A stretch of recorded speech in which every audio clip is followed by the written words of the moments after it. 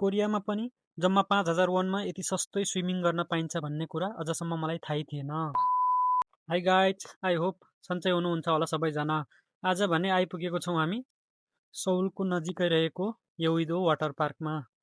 अब भने चाहिँ हामी वाटर पार्कमा इन्ट्री गर्नेछौँ। यहाँ इन्ट्री गर्नुभन्दा पहिला चाहिँ हामीले ओछन वानको टिकट काट्नुपर्ने हुन्छ। त्यसपछि कस्ट्युमहरू पनि आफैले रेडी गरेर ल्याउन पर्ने हुन्छ। यदि कस्ट्युमहरू रेडी गरेर आएको छैन भने यता नजिकै पनि किन्न पाइनेछ। र सबैभन्दा यहाँ आउँदा ध्यान दिनुपर्ने विशेष कुरा चाहिँ यहाँ टाउकोमा एउटा क्याप चाहिँ हुनुपर्ने अनिवार्य छ। यदि क्याप छैन भने हामी स्विमिङमा इन्ट्री गर्न पाउने छैन। हामी यहाँ आइपुग्ने बित्तिकै यहाँको भ्यू नै एकदम अमेजिङ रहेको छ। चारैतिर swimming pool, colourful umbrella, music अनि मानिसहरूको भिड।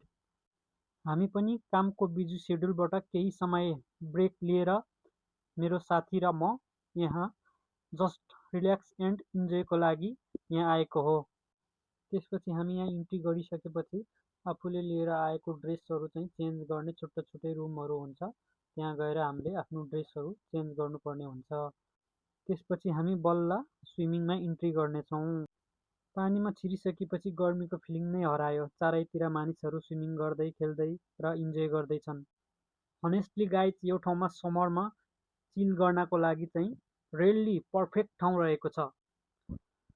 वाटर स्लाइड, स्विमिङ अनि साथीहरूसँगको मस्ती। एकछिनको लागि कामको टेन्सन, थकान र डेली रुटिन सबै बिर्सिए जस्तो भयो। विदेशमा परिवारबाट टाढा भए पनि यस्ता साथी सङ्गीहरूसँग बिताएको मोमेन्ट पछि गएर ब्युटिफुल मेमोरी बन्ने रहेछ।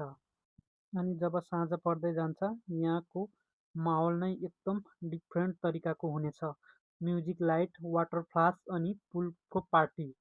The vibe was totally different. Finally so guys, यो वर्षको समर भ्याकेसन चाहिँ हाम्रो एकदम बिर्सिनै नसक्ने बेस्ट मोमेन्ट बनेको छ। यदि तपाईँहरू पनि सौल नजिकै हुनुहुन्छ भने आएर इन्जोय गर्न सक्नुहुनेछ।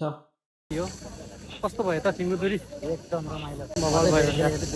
आजको त बवालै भयो रमाइलो। त्यो लास्टै गर्मी भइरहेको छ। गर्मीमा चाहिँ यहाँ चाहिँ आउनै पर्ने रहेछ।